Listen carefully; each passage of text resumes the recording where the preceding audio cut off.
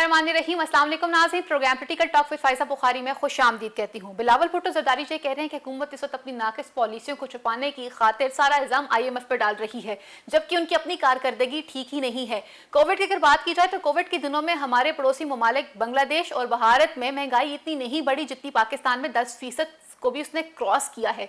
इसी के साथ साथ वो ये कहते हैं कि जी आने वाला जो बजट है वह हुकूमत अपने वज़रा को खुश करना चाहती है। शेख रशीद साहब जी कह रहे हैं कि आने वाला बजट अवाम दोस्त बजट है, इससे मजदूर तबका और पेंशनदार तबका खुश रहेगा। और साथ ही साथ ये भी कहते हैं कि इमरान खान बहुत लकी हैं क्योंकि उनको नाअहल अपोजिशन मिली है। शहबाज शरीफ साहब जो है वतन से बाहर नहीं जा सकेंगे। नवाज शरीफ साहब गोली कराने में कामयाब रहे, लेकिन शहबाज शरीफ साहब का नाम ECL में अब पक्का हो चुका हुआ है। इसी के साथ साथ जी हम बात करेंगे जहांगीर तरीन साहब के ग्रुप के हवाले से।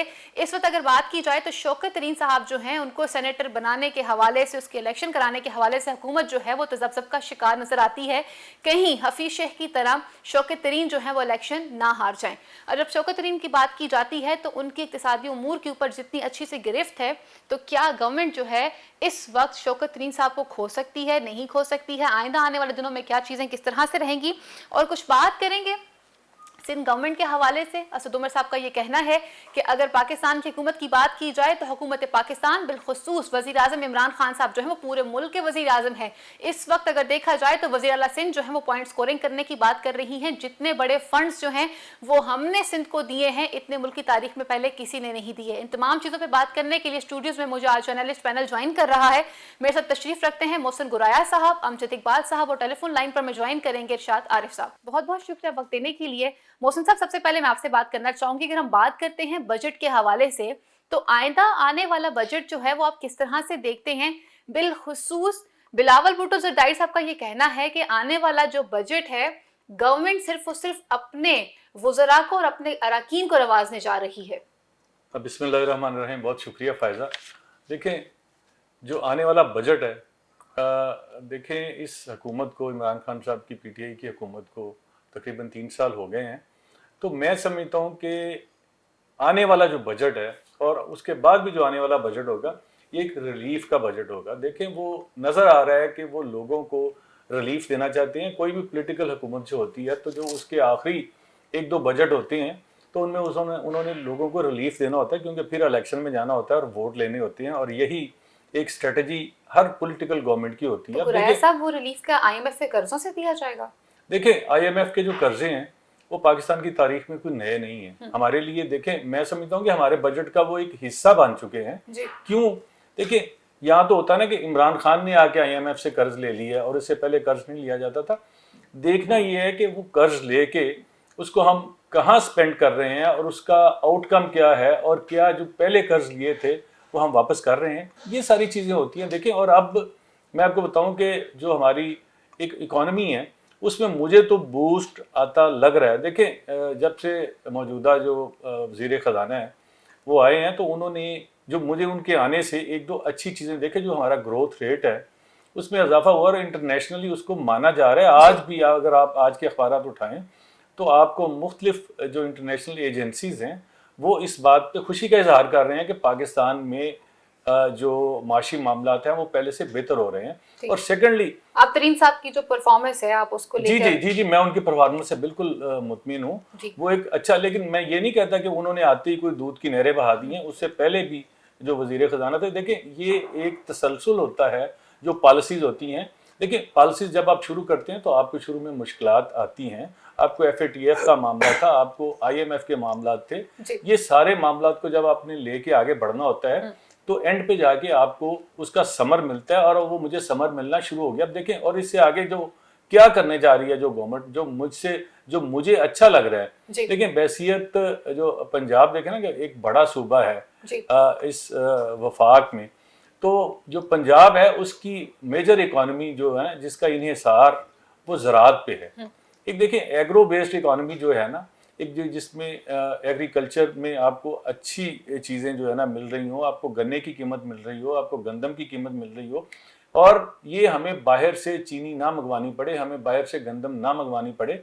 और फिर इसको लेके जब हम आगे चलते हैं तो लाइफ स्टॉक आ जाता है कि लाइफ स्टॉक में हम 5वां बड़ा मुल्क हैं इस वक्त जो दूध की प्रोडक्शन है। लेकिन अफसोस होता है कि हम अब जो उससे बड़ी चीजें हैं, जो मार्जिन है, जो पता नहीं उससे क्या क्या जो चीजें बनती हैं, वो हम बाहर से मंगवाते हैं। आपका कहने का मकसद सिर्फ और सिर्फ ये है कि हम एक ज़री मुल्क होने के बावजूद अपनी पैदावार खुद सही तरह से पैदा नहीं कर पा रहे बिल्कुल और ठीक हम है, अपनी चीजों बिल्कुल से ठीक फायदा है। नहीं उठा पा रहे। और मैं आपको मैं आप फायदा और बताऊं, जी। देखिए होता क्या है, जो माफियाज होते हैं ना, वो मैं उस पे भी आता हूँ कि वो हर हुकूमत में आ जाते हैं किसी ना किसी तरीके से अनदेखे।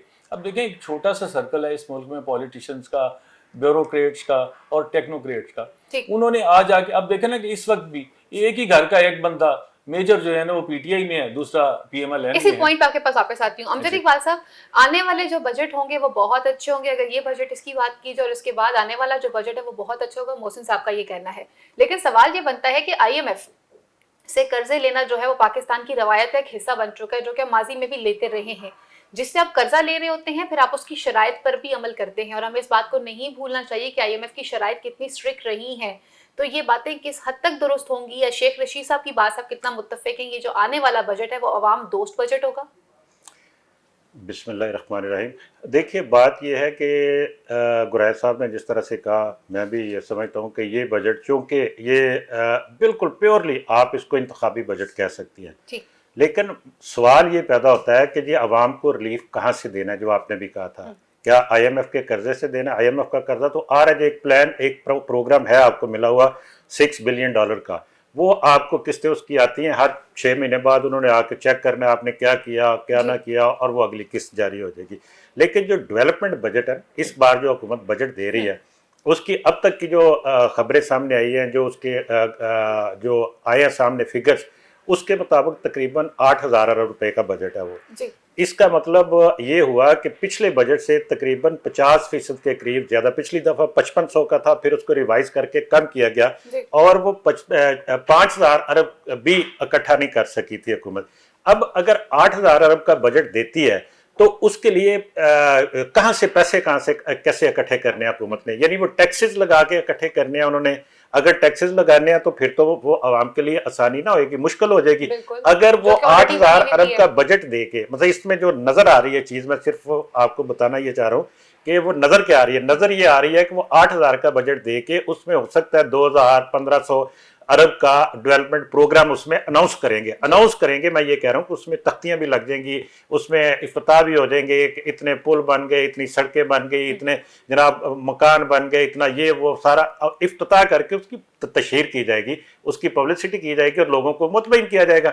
लेकिन बात यह है कि अमली तौर पर उसको मुकम्मल करने के लिए या उसको तमीर करने के लिए आपके पास पैसे का, मुझे तो कहीं से कोई नजर नहीं आता कि जी कि कहीं से कोई आपके टैक्सेस, जो जहां तक इकोनॉमी की बात है, देखिए टैक्सेस कहां से, लोगों से इकट्ठे होने ना, मुल्क के अंदर से इकट्ठे होने।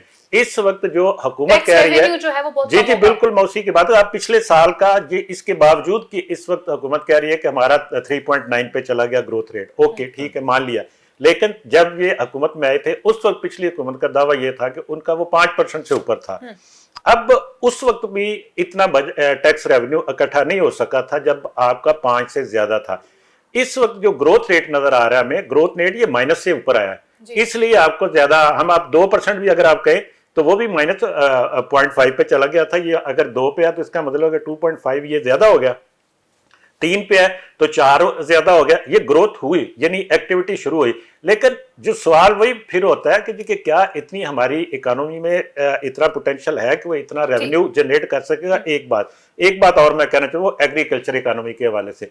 देखिए, हमारे यहाँ पे हमेशा से ये रवायत रही है कि जिस सीजन में आपकी 2 फसलें अच्छी हो जाती हैं, उस वक्त आपका ग्रोथ रेट जो है वो हमेशा ज्यादा हो जाता है। उसकी वजह यह कि हमारी इकोनॉमी उसके ऊपर बेस कर रही है, ज़राअत के ऊपर। इस दफा हमारी जो गंदम की फसल है वो किसी हिकमत अमली के तहत अच्छी नहीं हुई। ये बात बिल्कुल क्लियर रखिए, ज़हन में रखिए कि ये गुरायत साहब का ताल्लुक भी ज़राअत से है, ये खुद काश्त करते हैं, मतलब इस दफा जो जी जिम्मेदार है बिल्कुल। तो मेरा भी थोड़ा बहुत ताल्लुक उसी तबके से है।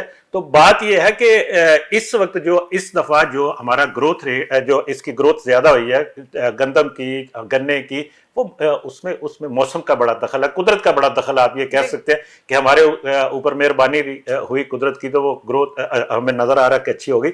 जहां तक सनती तरक्की का ताल्लुक है, तो सनती तरक्की को हम 2 तरीके से देखते हैं कि हमारी इंपोर्ट क्या है और एक्सपोर्ट क्या है। आज के दिन तक जब 2012 में $25 बिलियन थी हमारी एक्सपोर्ट्स, उसको 12 के बाद से 13, 14, 15, 18, 20, 21 आ गया। आज तक हम उस फिगर तक नहीं पहुंच सके। अब हम जो करंट अकाउंट सरप्लस की बात करते हैं तो हमारी इंपोर्ट ही खत्म हो गई है। इस वक्त इंपोर्ट नहीं हो रही। अब पिछले 3-4 माह से दोबारा से इंपोर्ट शुरू हुई है और एक्सपोर्ट हमारी उतनी है, एक्सपोर्ट ही है, लेकिन इंपोर्ट हमारी उसकी निस्बत जो वो कम है, लेकिन उसकी निस्बत हम ये नहीं कह सकते कि हम लोग उस टारगेट को उसमें मैं सिर्फ फिक्रा मुकम्मल कर दूं, फिर ये आगे सवाल जो भी होगा कीजिएगा कि उसमें सिर्फ हमारा जो इस वक्त कहां से पूरा हो रहा है। हमें जो FATF के कवानीन पर अमल दरामद पॉजिटिव बात हुई, बहुत अच्छा काम हुआ। उसकी वजह से जो हुंडी और हवाले का सिलसिला रुका हुआ और कुछ इंटरनेशनली जो हालात थे उसकी वजह से भी उस पर काफी सख्ती है। और वो हमें जो बाहर से पैसे जो बैरून मुल्क पाकिस्तानी वो लीगल चैनल से आ रहे हैं और हमारा इस वक्त ज़र मुबादला के ज़खायर जो कानूनी चैनल से पैसे आने की वजह से वो $4-5 बिलियन का वो हमें प्लस हमें मिल रहा है। उस वजह से मौजूद है। इरशाद आरिफ साहब से पूछते हैं कि इरशाद आरिफ साहब, एक तरफ से हम कहते हैं कि IMF से कर्जे लेना पाकिस्तान की रवायत का एक हिस्सा बन चुका हुआ है, लेकिन सवाल ये है कि गवर्नमेंट जब जाने के करीब आती है तो अवाम दोस्त जो है वो बजट लाजमी पेश करती है, लेकिन फिर एक बहुत बड़ा सवाल ये रह जाता है कि इस अवाम दोस्त बजट को पेश करने की खातिर हम कर्जे भी लेंगे तो इसका मतलब ये है कि फिर 2 साल बाद पाकिस्तान की आवाम को फिर एक भरपूर टीका लगा दिया जाएगा जिसके जरिए टैक्स लिया जाएगा और एक आम आदमी जो है वो टैक्स पे करने पर मजबूर हो जाता है। ख्वाह वो दाल खरीदे, आटा खरीदे, चीनी खरीदे, जो मर्जी खरीदे, वो टैक्स लाजमी पे करता है। लेकिन जहां से टैक्स रेवेन्यू होना चाहिए वहां से टैक्स रेवेन्यू उस तरह से नहीं हो रहा होता। क्या कहेंगे आप इस हवाले से? देखिए, बुनियादी चीज ये है कि अवाम जिसका हम हर वक्त रोना होते हैं, अवाम करते हैं, अवाम खुद इस सारी सूरत हाल के जिम्मेदार हैं। लीडरशिप तो खैर होगी, लेकिन अवाम, हम लोग चाहते हैं कि हथेली पे जो है सरसों जमाना चाहते हैं, रातों रात हम दौलतमंद बनना चाहते हैं और हम कोई कुर्बानी रियासत के लिए, मुल्क के लिए, अपने मुस्तकबिल के लिए, अपने बच्चों के लिए देना नहीं चाहते। टैक्स हम देने के लिए तैयार नहीं है, लेकिन हम रिश्वत देने के लिए हर वक्त तैयार होते हैं। यानी वो लोग जो सदका, ज़कात, खैरात देने वाले लोग भी हैं, वो भी रिश्वत देने को मायूब नहीं समझते और बहाना ये बनाया जाता है कि हम रिश्वत अगर ना दे तो हम पर टैक्स, भाई टैक्स दे दें, वही उसी तरह का, वो हम तैयार नहीं है। जो दुकानदार 100 रुपए की चीज 500 में बेच रहा है, हुकूमत को गाली दे रहा है कि उसकी वजह से महंगाई भी 400 रुपए तो आपकी जेब में जा रहा है, बतून आप हुकूमत को कर रहे हैं। हुकूमत की खामियां, गलतियां हर हुकूमत की, मौजूदा की भी, साबिका की मौजूद हैं, लेकिन अवाम जब तक खुद तैयार नहीं होते इस मुल्क को चलाने के लिए, अवाम अपने मुल्क की, अपनी रियासत की ओनरशिप नहीं लेते, कुछ कुर्बानी नहीं देते, यानी एक चीज जबरदस्ती उनकी जेब से निकाल ली जाए, चोरी कुर्बानी नहीं होती। कुर्बानी तो वो होती है जो रजाकाराना तौर पर इंसान पेश करता है कि ले जी मैं रियासत की खातिर सेक्रीफाइस कर रहा हूँ, ये आप मुझसे टैक्स ले रहे नहीं। अगर वो इनडायरेक्ट टैक्स हैं तो जबरदस्ती हमारी जेब से निकाले जा रहे हैं, उस पर हम राजी हैं, लेकिन डायरेक्ट टैक्स के लिए हम इवन अपने आप को फाइलर बनाने के लिए तैयार नहीं है। तो ये एक पहलू है मामले का। दूसरी बात ये है कि पिछले 3-4 हफ्तों में जो कुछ हम देख रहे हैं, ये मैं नहीं समझता कि ये कोई मसनूई है या नुमाइशी है। कुछ चीजें हैं, फसलें बेहतर हुई हैं, उसमें हुकूमत का रोल है या नहीं है, लेकिन जिस हुकूमत के दौर में फसलें अच्छी होगी उसका क्रेडिट हुकूमत लेगी। अगर आपके रेमिटेंसेस बढ़े हैं और FATF के कवानीन की वजह से बढ़े हैं या किसी और वजह से, क्रेडिट तो हुकूमत को जाएगा। हमारी जो 25 अरब डॉलर की एक्सपोर्ट थी वो 18 में 20 अरब तक आ गई थी। नवाज शरीफ साहब के दौर में वो 4-5 अरब डॉलर कम हो गए थे, जो मौजूदा हुकूमत के दौर में फिर बढ़ गए हैं और अब 25-26। लेकिन इरशाद आरिफ साहब, आप जैसे नवाज शरीफ साहब के दौर को मेंशन कर रहे हैं, लेकिन यहाँ पर पाकिस्तानी कौम की सबसे बड़ी बदकिस्मती ये रही है कि यहाँ पर कर्जे सिर्फ और सिर्फ लिए जाते रहे हैं और हमें ना चाहते हुए भी IMF की शराइत को मारना पड़ता है, क्योंकि जब किसी सब कर्जा ले रहे होते हैं फिर शराइत उनकी मर्जी की होती हैं। हम कब तक अपनी आवाम को इस बात पे खुश करते रहेंगे कि किसके दौर में डॉलर का रेट कम था और किसके दौर में डॉलर का रेट ज्यादा था? एक सवाल तो यहाँ पर ये बनता है कि डॉलर का रेट जो मर्जी हो जाए, एक आम आदमी को सरोकार तो अपने 2 वक्त के खाने से है। नहीं, आम आदमी का मैं अर्ज करूं, आम आदमी का भी अजीबोगरीब मामला है। देखें इस वक्त जो महंगाई है वो कौन फेस कर रहा है? वो सैलरीड क्लास फेस कर रही है, फिक्स्ड इनकम क्लास जो है वो कर रही है। जो देहात का है, जिसकी गंदम अच्छी बिकी है, जिसकी कपास अच्छी बिकी है, जिसका गन्ना अच्छा बिका है, वो रोना रो नहीं रहा, क्योंकि वो सिवाय दाल के और गोश्त के कोई चीज खरीदता नहीं है। उसको दूध अपने घर में किसी ने बकरी रखी हुई है, भैंस रखी हुई है, गाय रखी हुई है, वो नहीं खरीदता, वो सब्जी नहीं खरीदता, वो गंदम आटा नहीं खरीदता, वो गुड़ इस्तेमाल करता है, चीनी नहीं खरीदता है। इसलिए ये सैलरी क्लास का मामला है शहर से अर्बन एरिया। लेकिन पॉइंट ये है कि कर्जे अगर लेके आप डैम बनाते हैं, कर्जे लेके इंडस्ट्री आप डेवलप करते हैं, कर्जे लेके आप ऐसे मंसूबे बनाते हैं जिसके जरिए रोजगार भी मिलता है, हुकूमत की आमदनी में इजाफा होता है टैक्सों के जरिए, और मुल्क की आमदनी में इजाफा होता है, तो कर्जे लेने में कोई हर्ज नहीं है। लेकिन अगर कर्जे लेके आप नुमाइशी मंसूबे करेंगे, कर्जे लेके लोगों को मुफ्त बांटेंगे, तो वो तबाही होगी मुल्क के लिए। तो इरशाद आरिफ साहब, कर्जे लेकर अगर भलाई करनी है तो फिर कर्जे वापस करने के लिए कर्जों की शराइत भी माननी पड़ेगी ना। सवाल यहाँ पर ये है। नहीं, उसमें क्या फर्क, देखें, गुजारिश ये है कि वो शराइत आप ना माने। शर्त अगर ये है कि जी आपका ये पैसा जो है वो पैदावारी कामों पर खर्च हो और उसकी वजह से आपकी आमदनी बढ़े, तो ये कोई बुरी शर्त तो नहीं है। अगर शर्त ये है कि जनाब इस रकम को आप नुमाइशी मंसूबों पर खर्च नहीं करेंगे। ठीक है, इरशाद आरिफ साहब, आपके पास इसी पॉइंट पे वापस आती हूँ। मोहसिन गुराया साहब है, उनसे पूछते हैं। मोहसिन गुराया साहब, मुझे ये बताइएगा कि इस वक्त अपोजिशन भी जो है वो सिर्फ इसी बात पे जोर डाल रही है कि जी अवाम दोस्त बजट होना चाहिए, हम हुकूमत को टफ टाइम देंगे। बिलावल साहब ने जी बड़ी खूबसूरती के साथ मवाजना किया कि कोरोना के दिनों में भारत में जो है वो महंगाई की रेशियो जो थी वो 4.29 थी, बांग्लादेश में 5.54 थी, और पाकिस्तान में ये रेशियो 10 पॉइंट जो है वो ज्यादा रही है, 10% जिसमें इजाफा हुआ है। सर, एक तरफ हम कह रहे हैं कि अगर कर्जे लेके आवाम की भलाई हो सकती है तो कर्जे आवाम के लिए बहुत अच्छे हो सकते हैं, लेकिन यहाँ पर हम इस बात को क्यों भूल जाते हैं कि इन कर्जों के बाद हमने उन्हें वापस भी करना है, और जब कर्जा लिया जाता है वो सूद की बेस पे लिया जाता है, वो हमने डबल करके वापस भी करना और उसकी शराइत भी हमने माननी है। नहीं फायदा, ये बिल्कुल ठीक बात है आपकी, लेकिन सूरत हाल ये है ना कि हम कहते तो हैं, अजीब सा लगता है बार बार जब हम कहते हैं कि जो मुल्की मईशत इमरान खान को मिली थी विरसे में, वो क्या थी, उस वक्त कर्जे क्या थे, कितने थे। देखें, इस मुल्क में ये बड़ी प्रॉब्लम होती है हमारी पॉलिटिकल पार्टीज की कि जब उन्हें नजर आता है कि अगला इक़्तिदार उन्हें नहीं मिल रहा, किसी और को मिलना है, तो वो ऐसे इकदाम करके जाते हैं, ऐसे प्रोजेक्ट छोड़ जाते हैं, ऐसे मंसूबे जो है ना शुरू कर जाते हैं कि जिनको ऑन गोइंग स्कीमों पे ही हमें इतना पैसा खर्च करना पड़ता है कि आम लोगों के लिए जो है ना, जो फलाह व बहबूद के काम है, वो पीछे रह जाते हैं। लेकिन मैं आपको फिर भी कहूँ कि आपने कोरोना की बात की है, पूरे खित्ते की, पूरी दुनिया की। देखिए, कोरोना ने पूरे दुनिया को तब्दील कर दिया है। वो सिर्फ पाकिस्तान पे असर नहीं पड़ा, वो सिर्फ इंडिया या बाकी किसी दूसरे मुल्क पे, लेकिन मैं फिर भी समझता हूँ कि कोरोना में कुछ अल्लाह ताला का करम था, और कोरोना एक ऐसा मामला है कि जिसको टैकल करने में मैं अपनी गवर्नमेंट को जरूर क्रेडिट दूंगा कि फेडरल लेवल पे भी और पंजाब के लेवल पे भी, मतलब इसमें बहुत अच्छा काम किया, और जितना हमारी मुल्की मईशत पे फर्क पड़ना चाहिए था वो तो बिल्कुल नजर नहीं आ रहा, और बड़े अच्छे तरीके से इसमें से हम निकले। ठीक है, अमजद इकबाल साहब, पीडीएम कहाँ चली गई है? शहबाज शरीफ साहब ने एक इशाया दिया था जिसमें तमाम लोगों को इकट्ठा करना था, इस बात पे मुत्तफिक करना था कि गवर्नमेंट के लिए हमने नेक्स्ट पॉलिसीज क्या रखनी है, कैसे टफ टाइम देंगे। शायद हकान अब्बासी साहब और मरियम नवाज साहिबा जो हैं वो कुछ और ही बात कहते नजर आते हैं पीपल्स पार्टी के लिए। हम इस बात को नहीं भूल सकते, क्योंकि पीपल्स पार्टी के पास इस वक्त पूरा एक सूबा है, और पीपल्स पार्टी जो है वो बता रही है कि किसी और तरीके से एहतजाज रिकॉर्ड करवाया जाए। शहबाज शरीफ साहब उनका साथ देते हुए नजर आते हैं, मरियम साहिबा कुछ और बात करती हुई नजर आती हैं। आज भी जाती उम्रा के अंदर एक स्पेशल जो है वो कॉर्नर मीटिंग बुलाई गई है, कुछ अहम मशीरों और वजीरों को इकट्ठा करने की बात की जा रही है। क्या कहेंगे आप इस हवाले से? ये पीडीएम एक इतिहाद था ना, एक यत्नुकती एजेंडे के ऊपर कि जी के गवर्नमेंट को घर भेजा जाए, उसके ऊपर बाकी तो देखे अलग अलग 10 जमातें अपना अपना मंशूर, अपने अपने ख्यालात, अपनी अपनी सोच, एक दूसरे के खिलाफ इलेक्शन लड़ने वाली, एक दूसरे के खिलाफ मुहाजराई तक जाने वाली।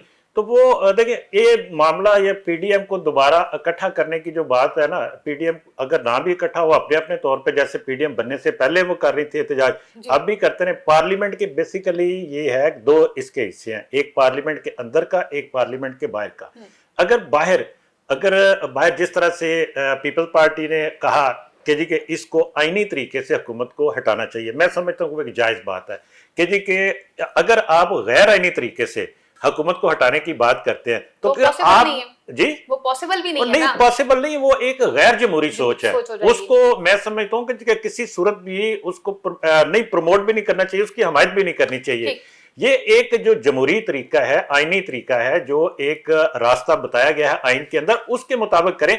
अगर आप कहें नहीं जी इसको हटाएं, कौन हटाए, मतलब ये नाम लेना इसका जी कि इसको हटाएं और इसके आइंदा यकीन नहीं करें। इमरान खान साहब ने कहा है ना कि ये फौज को कह रहे हैं बार बार के वो आए वो क्यों हटाए। ये एक बिल्कुल बिल्कुल ठीक बात है, और मेरा पहले दिन से यही मौकफ है। मैं पहले भी ये प्रोग्राम में बात कर चुका हूं। मैं कहता हूं कि जी कि नून लीग भी कतन किसी सूरत में ये शायद नहीं चाहती कि हुकूमत जाए, ठीक है। और यही वजह है कि एंड टाइम पे आके जब ये इस तरह से दबंग तरीके से आके मीडिया में प्रेस टॉक कर रहे होते हैं कि पीपल्स पार्टी को हम कबूल नहीं कर सकते, एएनपी और पीपल्स पार्टी अपनी आदतों को ठीक करें और अपनी गलतियों का एतराफ करें और हमारे साथ हमारी टीम का हिस्सा बन वो तो सकें। तफदात जो उनके हैं कि जी कि हमारे इनको दूर होना चाहिए कि जनाब वो जो शिकायतें दूर करें, वो अपना इतमाद बहाल करें, तो वो उनके भी मुतालबात हैं कि जी कि वो भी नून लीग भी इतमाद बहाल करे। और वो जो इतराजात उन्होंने सेनेट इलेक्शन में लगाए, जो उनके खैबर पख्तूनख्वा में उनको एक सीट अरवाई गई उसके ऊपर लगाए, उसका जवाब भी तो कोई नहीं ना देता। लेकिन मामला ये है, मसला ये है कि जी कि जो शाहिद खकान अब्बासी की आप बात कर रहे हैं और दूसरी तरफ शहबाज शरीफ की बात कर रहे हैं, ये सोच मुख्तलिफ है, दोनों की सोच मुख्तलिफ है। मैं ये नहीं कह रहा कि उनके अंदर कोई दराड़ होगी, उनके अंदर कोई अलग ग्रुप होंगे, लेकिन सोच मुख्तलिफ है, इसमें कोई शक नहीं। और ये सोच इस बुनियाद पर भी मुख्तलिफ हो सकती है कि हो सकता है कि अगर शहबाज शरीफ साहब और पीपल्स पार्टी मिलकर कहते हैं जी कि हमने अदम एतमाद लानी है, तो वो लेकिन वो चाहते हैं कि ना आए अदम एतमाद, तो उसके लिए एक ग्रुप तो अंदर होना चाहिए ना जो इस फैसले की मुखालफत करे। और उसकी मुखालफत करने के लिए शायद खकान अब्बासी साहब बेहतर फेस हैं और वो उन्होंने बेहतर स्टैंड लिया हुआ है। वो भी एक ताल्लुक ठहरा ही सही, तो फिर लड़ाई झगड़ा नहीं, तर्क ताल्लुक नहीं है, लड़ाई झगड़ा भी नहीं है, ये एक पॉलिसी के तहत है। को उसके घर भेजना ही मैं है, ये तो उसके लिए राहें हमारे लोगों को कैसे मुतमईन करना है, अपने वोटर्स को कैसे अपने साथ रखना है, ये देखना, ये भी तो एक रास्ता। अभी देखिए कि इसी पॉलिसी के तहत इस वक्त जितने ज़िमनी इलेक्शन हुए हैं उसमें जो पंजाब के अंदर हुआ उसमें और खैबर पख्तूनख्वा का एक इलेक्शन भी नून लीग जीती है, और इसी वजह से जीती है कि उन्होंने एक अग्रेसिव वाला बयानिया रखा हुआ है, सिर्फ बयानिया की हद तक, अमली तौर पर कुछ नहीं है। ठीक हो गया। इरशाद आरिफ साहब, नून लीग का जिस वक्त लाहे अमल है उसको आप किस तरह से देखते हैं? मरियम साहिबा जो हैं वो फुल टाइम जज्बात वाली सियासत कर रही हैं, नजरियात से बहुत दूर हैं। उनका ये कहना है कि जी हमने मफामियत की बात नहीं करनी है, तो मफामियत की पॉलिसी के बगैर क्या पीडीएम जो है वो गवर्नमेंट को टफ टाइम दे सकेगी? जी मोहसिन साहब आपसे पूछना चाहूंगी। देखिए फैजा, मैं आपको एक बात बताऊं कि अभी जो अमजद इकबाल साहब ये बात कर रहे थे, कोई भी पॉलिटिकल गवर्नमेंट होती है, देखें एक जमहूरी माशरे में एक जमहूरी स्ट्रगल जिसका नाम होता है, उसमें बयानिया यही लिया जाता है कि हम इस हुकूमत को कल ही घर भिजवा देंगे। लेकिन उनको भी पता होता है, जो ये बात कर रहे होते हैं उनको भी पता होता है कि ये पॉसिबल नहीं है, प्रैक्टिकली ये काम नहीं हो सकता। लेकिन जाहिर है कि उन्होंने अपने वोटर को एक सहारा देना होता है, एक आशा देना होता है, एक उम्मीद देनी होती है कि हम काम कर रहे हैं। तो मैं समझता हूं कि मुझे तो ये हुकूमत 5 साल तक अपने पूरे 5 साल करेगी, टाइम ऑलरेडी पूरे करेगी। और सेकेंडली बात ये है कि एक चीज जो मुझे नजर आती है ना, हो सकता है कि इमरान खान साहब कबल अज वक्त इलेक्शन करवा दें, इसमें मुझे पॉसिबिलिटीज नजर आ रही हैं। देखिए उनको जितनी कोरोना के दिनों में, ये देखिए 1.5-2 साल से हमारी मईशत क्या थी, कुछ भी नहीं थी, और लॉकडाउन हुए थे इंटरनेशनली भी और पाकिस्तान में सर, भी, अगर और बाकी सारे इलेक्शन हो जाता है क्या वो गवर्नमेंट की फेवर में जाएगा? मतलब हुकूमत जमात जो है, देखिए बात ये है कि ये तो जब इलेक्शन होंगे, मैं तो बता रहा हूँ कि मुझे उनकी एक सोच नजर आई है कि वो ऐसा भी कर सकते हैं। कि वो ऐसा भी कर रहे हैं। वो अवाम के पास, देखें अवाम के पास किसी वक्त भी जाना उनका हक क्या है, वो कह सकते हैं जी कि मुझे ये चीजें विरसे में मिली थी, मैंने ये काम ठीक किए हैं, और इसी वजह से मैं कह रहा हूँ कि वो जो एक बजट ये है या एक आध बजट शायद और दें, तो उसकी वजह से जो है ना वो लोगों को एक बताना चाहेंगे कि हमें इस पे दोबारा वोट दें आप। अच्छा, मैं फैजा एक सिर्फ रिस्पॉन्ड करना चाहूँगा, वो ये है कि देखिए कबल वक्त इस वक्त जो सूरत हाल है, उनके पास अवाम के पास जाने के लिए कुछ नहीं है इस वक्त इमरान खान साहब के पास, मतलब वो डिलीवर नहीं कर सके उस तरह वो से, सीधी बात है, ये हर कोई बंदा ये कह रहा है ना जी, तो इन हालात में तो वो किसी सूरत नहीं जाएंगे। दूसरी बात आपने जो की है ना कि टेन्योर पूरा करने की, तो ये मेरी राय है कि ये जो सेटअप है ना इस वक्त जो असेंबली है वो जरूर टेन्योर पूरा करेंगे और उनको करना चाहिए। हुकूमत का पता नहीं इलेक्शन जो है वो कबल वक्त इलेक्शन की कोई बात नहीं है, लेकिन ये हुकूमत पूरा करती है, यानी ये अलग बात है। ठीक हो गया। यहाँ पर वक्त हो चलता है मुख्तसर सी ब्रेक का, ब्रेक में वापस आएंगे, फिर कुछ बात करेंगे शौकत तरीन साहब को सेनेटर बनाने के हवाले से हुकूमत जो है वो इतने वसवसों का शिकार क्यों है, और जहांगीर तरीन साहब का जो ग्रुप है वो कितना प्रेशर रखता है, ये सब जानेंगे ब्रेक के बाद।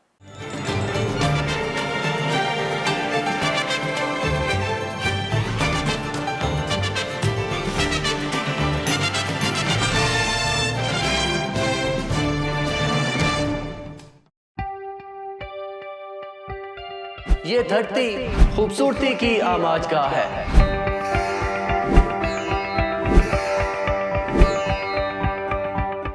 पाकिस्तान का हर एक शहर अपनी मिसाल आप है।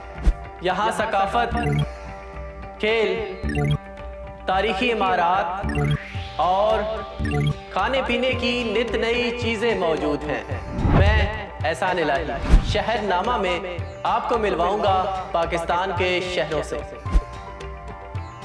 मेरे साथ रहिएगा सिर्फ टैलेंट न्यूज़ पर।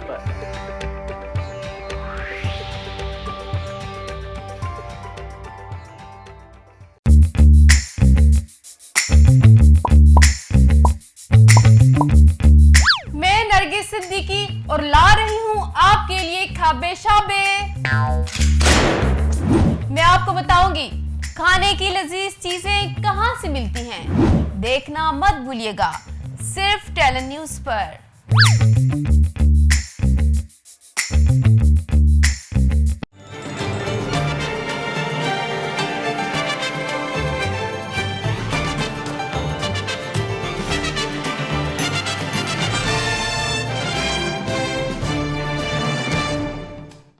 वेलकम बैक नाज़रीन, प्रोग्राम में दोबारा से खुशामदीद कहती हूँ। बात की जा रही है गवर्नमेंट की पॉलिसियों के हवाले से, बजट के हवाले से हमने बात कर ली है। तो मोहसिन कुरैया साहब, हम बात करते हैं कुछ शौकत तरीन साहब को लेकर। शौकत तरीन साहब को सेनेटर बनाने के हवाले से गवर्नमेंट जो है वो काफी तजब्जुब का शिकार नजर आती है। एक तरफ पर उन्हें प्रेशर ये भी है कि कहीं जहांगीर तरीन ग्रुप जो है वो उनके साथ बेवफाई ना कर जाए, और दूसरी तरफ पे वो परेशान है कि उन्हें क्या करना चाहिए। क्या कहेंगे आप इस हवाले से? देखिए, मैं आपको एक बात बताऊं, जहाँ तक शौकत तरीन को सेनेटर बनाने की बात है, ये देखिए पूरी दुनिया में ये होता है, कोई अनहोनी बात नहीं है।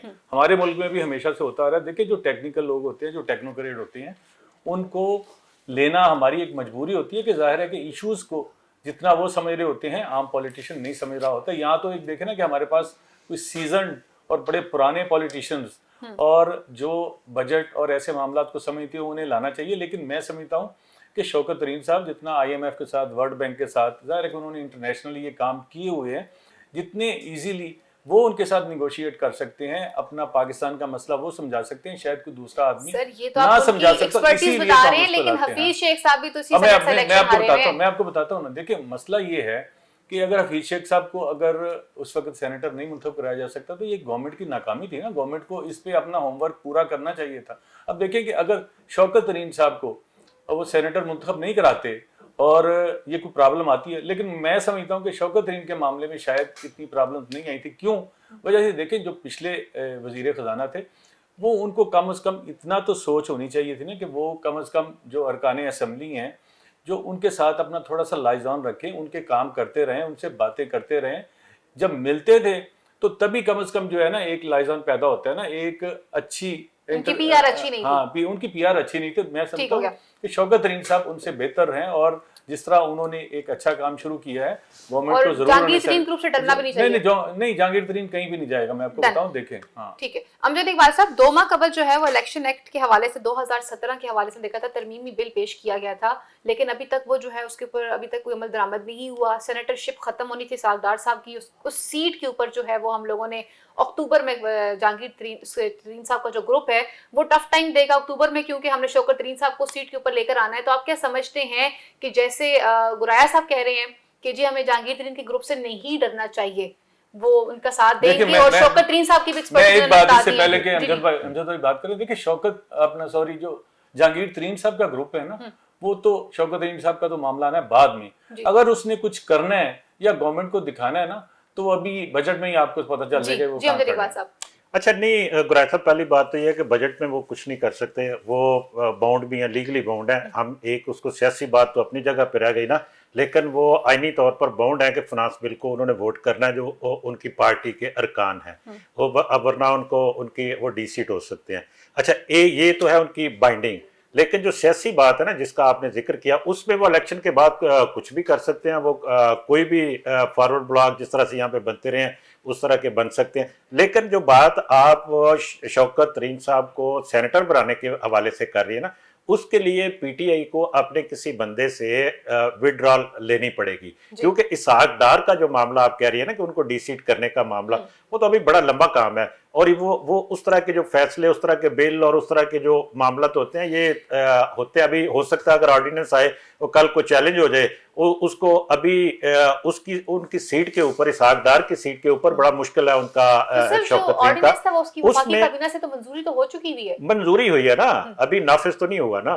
मामला ये है कि नाफिज होता है, वो चैलेंज हो जाता है, फिर पता नहीं कितना अरसा लगता है, या उसको बिल की शक्ल में लाया जाता है, वो पास होता है नहीं होता, एक लंबा प्रोसीजर है उसके ऊपर। अच्छा लेकिन हमसे देखे ना कि चोई निसार साहब ने आके ओथ ले लिया ना, वो तो इलेक्ट थे ना। नहीं वो तो ऑलरेडी इलेक्ट थे। नहीं तो वो भी तो इसहाक डार भी तो इलेक्टेड ही था ना। नहीं इसहाक डार इलेक्ट है, लेकिन वो अगर मैं तो कह रहा हूँ कि कानून साजी होने में अभी टाइम लगेगा ना। जब कानून साजी होगी तो उसके बाद ही वो डीसीट होंगे ना इसहाक डार, अदरवाइज तो उस वक्त तक मौजूदा कानून के तहत उनको कोई डीसीट नहीं कर सकता।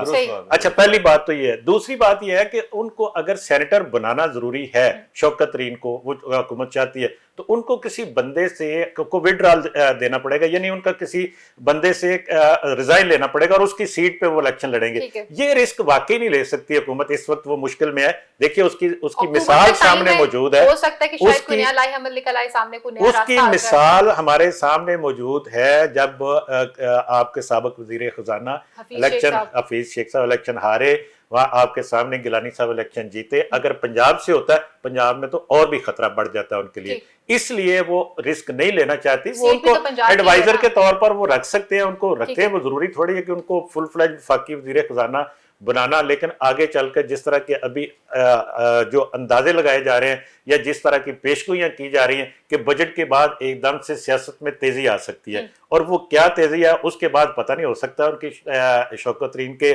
सेनेटर बनाने की जरूरत रहती भी है या नहीं रहती। मतलब ये तो इलेक्शन के बाद की बात है ना। वैसे वो बड़े अच्छे आदमी है, मैं ये उनकी इक्तिसादी अमूर के ऊपर जो उनकी स्पेशलिटी है उसके कोई चैलेंज नहीं कर रहा, मैं सियासी बात कर रहा हूँ। खान साहब ऐसी बेवकूफी तो कतई नहीं करेंगे, इन हालात में तो नहीं करनी चाहिए, उनको असूली तौर पर नहीं करनी चाहिए। गुराया साहब अगले इशू की तरफ बढ़ते हैं, कुछ बात करते हैं सिंध के हवाले से और वफाकी हुकूमत के हवाले से। सिंध गवर्नमेंट जो है वो बार बार दफा इस चीज का मातम कर रही है कि जी हमारे साथ ज्यादती की जा रही है। असद उमर साहब का ये कहना है कि रिकॉर्ड फंड्स जो हैं वो वफाक ने इस दफा सिंध हुकूमत को दिए हैं, हमारे जो बजट हैं वो सिंध की आवाम के लिए हैं, ना कि सिंध के जो कुछ बड़े नाम जो हैं हम उनको फैसिलिटेट नहीं कर सकते हैं। और वजीर आजम जो है वो पूरे मुल्क के वजीर आजम हैं, और वजीर आला सिंध जो है वो पॉइंट स्कोरिंग करना कम कर दे। फायदा बुनियादी तौर पे ना ये सिंध और पंजाब का रौला है। देखिए फेडरल गवर्नमेंट की अब तक पिछली आप 4, 5, 6 जो देख लें ना, उनमें ज्यादातर पंजाब की फेडरल गवर्नमेंट बनी है। एक दफा पिछले जो है ना 4-5 जो टेन्योर हैं, एक दफा जब जरदारी साहब प्रेसिडेंट थे 2008 में, तो पीपल्स पार्टी को फेडरल गवर्नमेंट मिली थी। देखिए पंजाब और सिंध, ये देखें, ये अगर हम इसकी तफसील में जाएंगे ना, देखिए ये है तो पॉलिटिकली, हम एक दूसरे को पॉलिटिकली नीचा दिखाने के लिए, पॉइंट स्कोरिंग के लिए सिंध भी बात करता है, पंजाब भी बात करता है और मरकज भी पानी का इशू उठाया हुआ था। नहीं वही है ना। अब पानी के इश्यूज में मैं आपको एक बात बताऊं, पंजाब ने तो ऑफर कर दी थी कि आप अपने जो है ना वहां पे लोग भेजें, हम भी लोग भेजते हैं, मॉनिटर भेजें। हाँ, और मॉनिटर जो है उन्होंने देखा तो बिल्कुल ठीक हो रहा था। देखिए पंजाब का उसमें देखिए इरसा एक ऐसा, सर कुछ वीडियोस भी सोशल मीडिया पे वायरल हुई थी कि जिसमें बकायदा दिखाया गया था कि डैम के पानी को कहां-कहां से किस फीडर पे रोका गया। वैसा है नहीं, ऐसी कोई बात नहीं है। देखिए बात ये है कि एक बात मैंने करनी है, एक आपने करनी है, एक तीसरे बंदे ने करनी है, एक इरसा ने करनी है। देखिए इरसा क्या है, हम यही तो बात है कि इरसा अदारा ही वो है जिसने पानी की तकसीम की बातें करनी है, पानी तकसीम करना है। जब वो मुतमिन है और उसमें सिंध का नुमाइंदा बैठा होता है, ये नहीं है उसमें चारों सूबों के नुमाइंदे बैठे हुए हैं, वहां जब ये क्लियर हो गया कि पंजाब ने तो नहीं रोका बल्कि पंजाब तो अपने हिस्से का पानी उनको दे रहा है और पंजाब ने हमेशा कुर्बानी दी है, ये कोई नई बात नहीं है। सो मैं समझता हूँ कि ये सारे पोलिटिकल इशूज हैं और हमेशा देखना कि ये पुरानी बातें हैं, जब हम पीछे चले जाते हैं, जब मियां नवाज शरीफ साहब पंजाब में चीफ मिनिस्टर थे तो 88 में जब बेनज़ीर भुट्टो साहब वज़ीर आज़म थी तो वो उनको प्रोटोकॉल नहीं देते थे। उसके बाद जब सिंध की हुकूमतें बनी, जब इवन अपना जरदारी साहब जब बने तो उस वक्त देखे ना क्या करते थे हमारे जो पंजाब के लीडर थे वो उनको घसीटने की बातें करते थे। तो क्या होता था? हम आवाम को क्यों बदगुमान कर रहे हैं? हम आवाम को क्यों बदगुमान कर रहे हैं? क्योंकि देखिए नहीं देखिए, मैं आपको एक बात बताऊं, यही तो बात है ना कि सिंध वाले क्या कर रहे हैं। सिंध वाले अपना सिंध का वोट जो है ना वो इंटैक्ट करने के लिए, रखने के लिए, उनको सिर्फ जो है ना तिफल तसलियां देने के लिए ऐसी बातें करते हैं, बाकी ऐसी कोई बात नहीं है। लेकिन मैं आपको एक बात बताऊं, मुझे तो देखें, हम सब ना पंजाबी हैं ना सिंधी हैं, हम सब पाकिस्तानी हैं। गुलाम अकबर साहब की किताब की बड़ी खूबसूरत मुझे बात याद आ गई, हम कौन हैं में उन्होंने लिखा था कि पाकिस्तान के जो चारों सूबे हैं वो एटम बम की हैसियत भी रखते हैं, क्योंकि यहाँ पर किसी भी वक्त नस्ली और जो है वो लिसानी तासुब जो इसको हवा दी जा सकती है। मैं आपको बताऊं, मैं आपको बहसियत एक पंजाबी, अमजद साहब भी बैठे हैं, आप भी बैठे, देखिए हम कोई जो आवाम है ना, जनरल पीपल, उनके आप 90% उठा लें, कोई पंजाबी, सिंधी, बलोची ऐसी बात नहीं करेगा, वो हमेशा पाकिस्तानियत की बात करेगा। ये जब भी बात करेगा या सिंध का पॉलिटिशियन करेगा या पंजाब का पॉलिटिशियन करेगा, क्यों अवाम कभी भी नहीं करेगी। अवाम कभी भी नहीं करेगा। अमजद इकबाल साहब, जब आपके पास एक ओहदा आ जाता है और उस ओहदे का अगर आप इस तरह से गलत फायदा उठाने की कोशिश करते हैं, क्या वो आपके ओहदे को सूट करता है? इस वक्त जिस तरह से पॉइंट स्कोरिंग की जा रही है, ये पॉइंट स्कोरिंग जो है वो कितनी खतरनाक है? असद उमर साहब तो ये कह चुके हैं कि हमने तो 300 अरब रुपए जो हैं वो फंड्स की सूरत में खर्च किए हैं, जबकि सिंध की गवर्नमेंट ने तो 1 रुपया भी तक खर्च नहीं किया। खैर, असद उमर साहब की बात पे तो बाद में बात करते हैं, लेकिन ये देखिए, जहाँ तक ये बात है ना सुबाइयत की या कौम परस्ती की बात है, इस वक्त भी पंजाब की कौम परस्त जमातें, चाहे वो जनूबी पंजाब में हो या पंजाब के दीगर इलाकों में हो, चाहे सिंध की कौम परस्त जमातें हों, चाहे बलूचिस्तान की हों, चाहे खैबर पख्तूनख्वा की हों, आप चारों जगह पे देख लें, उनकी कौमी असम्बली में, उनकी सूबाई असम्बली में उनकी नुमाइंदगी क्या है और वो कितने उनको हर इलेक्शन में वोट मिलते हैं। ये गुराया साहब वाली बात कि जी अवाम जो है ना वो उनको उस तरह से पजीराई नहीं देते, वो अपने अपने इलाकों में कौम परस्त जमातों की मैं बात कर रहा हूँ। ये जहाँ तक आ जाती है ना बड़ी सियासी जमातों की बात, जो सियासी लीडरशिप बड़ी जब बात करती है, तो उसके पीछे कुछ ना कुछ थोड़ा बहुत कहीं ना कहीं ये होता जरूर है कि अपने लोगों की वो उनकी दाद रसी के लिए या उनके रिलीफ के लिए ये करते हैं। अभी जब बिलावल भुट्टो की आपने बात की, बिलावल भुट्टो ने ये मामले को उठाया, वज़ीर आला सिंध ने उठाया, तो इरसा ने पानी का कोटा बढ़ा दिया और उसके बाद खामोशी हो गई। जब आप ये देखिए कि बहुत से ऐसे मौके आए, जैसे मोहतरमा बेनज़ीर भुट्टो की शहादत थी, बेनज़ीर भुट्टो की शहादत, तब तक पानी की जो है वो क्वांटिटी कम थी। नहीं, वो थी कम ना, वो तो पीछे से कम आ रहा था। उसमें पंजनत तौसा को चला दिया यहाँ पंजाब के की जरूरत पूरी करने के लिए, जनूबी पंजाब की, उसके ऊपर उनका एहतजाज था कि आप पंजाब को इजाफी पानी दे रहे हैं, हमें कम मिल रहा है और हमारा पानी वहां पे जा रहा है। हालांकि वो उनका पानी थोड़ा सा इसमें मुबालगा रही हो सकती है इस बात में, लेकिन उसके बाद इरसा ने फौरी तौर पर मीटिंग की और सूबों का पानी दोनों का बढ़ा दिया और उनका ये शिकायत दूर हो गई। अच्छा, पहली बात ये। दूसरी बात ये कि ये अभी जो इस वक्त आज के दिन मैं कहता हूं कि टेम्परेचर 44 पे पहुंचा हुआ है और आने वाले कई दिनों तक यही रहेगा। ये पिछले 3-4 दिन के अंदर जब टेम्परेचर बढ़ गया तो पहाड़ों से पानी का फ्लो ऑटोमेटिकली बढ़ गया। तो ये जो बातें थी ये सीजनल होती हैं, ये खत्म हो जाती है। इनको बहुत देर तक जो है वो इतना लटकाना नहीं चाहिए, लटकाना भी नहीं चाहिए और होता भी नहीं है ऐसे। हम चाहे पंजाब में बैठ के बात करें कि जी सिंधी ये बात करें, सिंधी नहीं, वो सिंध वो भी पाकिस्तानी है अपने, वो बात में पूरे सिंध में एहतजाज रिकॉर्ड करवाने जा रहे थे, वो जा रहे थे ना, अब तो नहीं जा रहे ना। जब पानी का वो इशू खत्म हो गया तो उनका एहतजाज भी खत्म हो गया। देखें वो उन्होंने वोट लेने उन लोगों से। लेकिन अमजद इकबाल साहब, सवाल तो यहाँ पे ये बनता है कि कब तक हम लोग जो है वो इस तरह से अपनी मुल्की स्टेक्स को जो है वो दाव पे लगाते रहेंगे? ऑलरेडी पाकिस्तान नहीं, देखिए बात ये, जब मैं फिर अपनी बात दोहरा देता हूँ, मैं अपनी बात को दोहरा देता हूँ कि जब ऐसा मौका आया जहां पे खुदा न खास्ता कोई ऐसा बन सकता था, उस वक्त सिंध के लीडर थे ना जिसने कहा था पाकिस्तान खपे। ठीक है, आप उसके 100 इख्तलाफ रखे, लेकिन उसने उस वक्त ये कहा कि नहीं, हम पाकिस्तानी और इकट्ठे रहेंगे। बाकी छोटे छोटे मामला तो होते हैं, को अपने हक के लिए कोई कहता है जी डैम ना बनाओ, उससे हमारा ये नुकसान होगा, कोई कहता है कि जी कि ये बनना चाहिए, इससे हमारा ये फायदा होगा।